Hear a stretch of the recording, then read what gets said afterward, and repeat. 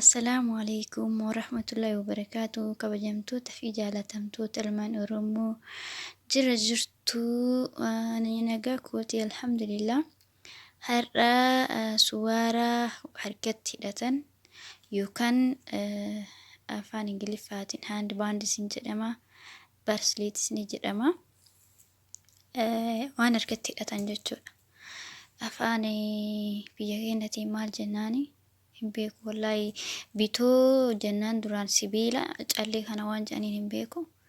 Bitoo jennaan sibiila harkatti godhatan jechuudha. Isa san irra callee akkatti harkatti hidhatan san diree isinitti agarsiisa inshaallah.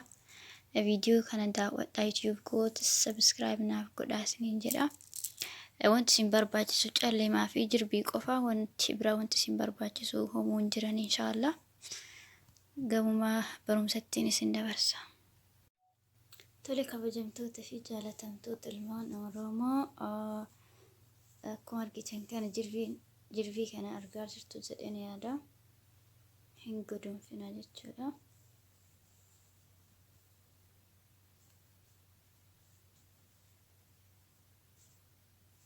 Isinitti mul'atan jedhee yaada.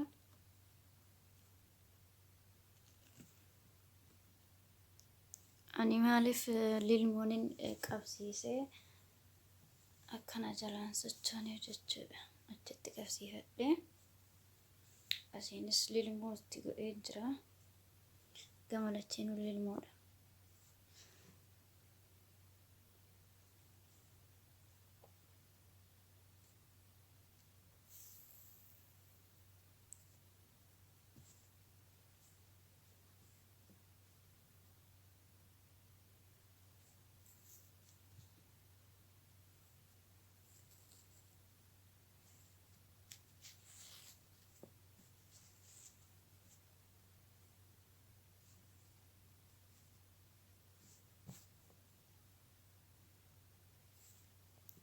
Tartiibumaan haga afurii dirtu jechuudha. Tartiibumaan hanga afurii dirtu. Amma takka diree amma immoo laman godha.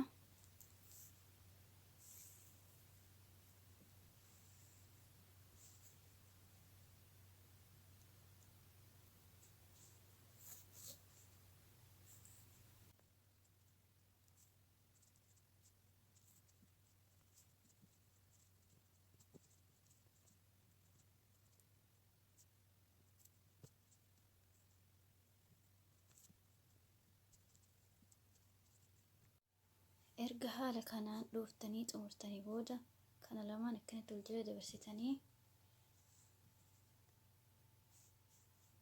kanaan akkanatti yeroo tokko akkatti godonfitu.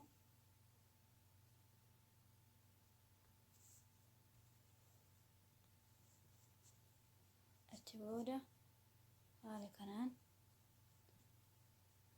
as jalaan akkatti deebiftu.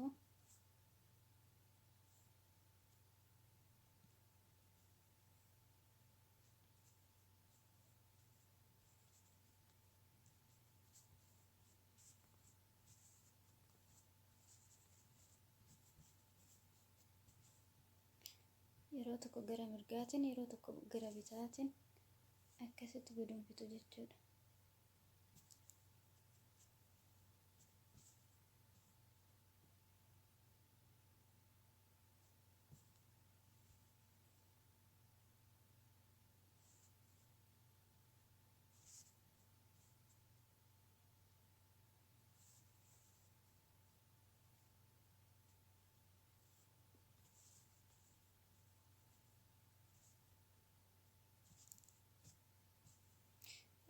Jirbiin kiyyaa xiqqoo lallaafadha.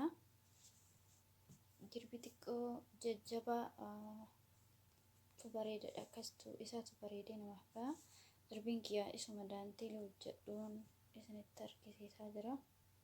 Isin immoo jirbii jajjaba bittanii hojjechuu dandeessu inshaallah. Kana caalaa akka hojjettanii bareechistanii hojjettan abdii qaba. Tole kabajamtoota fi jaalatamtoota ilmaan Oromoo har'a suwaaran yookiin bastiitu kan hand baandiin hojjedhe kana fakkaata. Kanallee duran hojjedhe kana amma isinitti agarsiise kan hojjedhe kana fakkaata.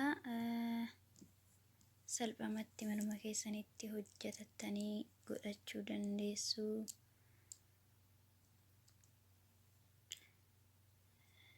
Akka kootti baay'ee bareeda.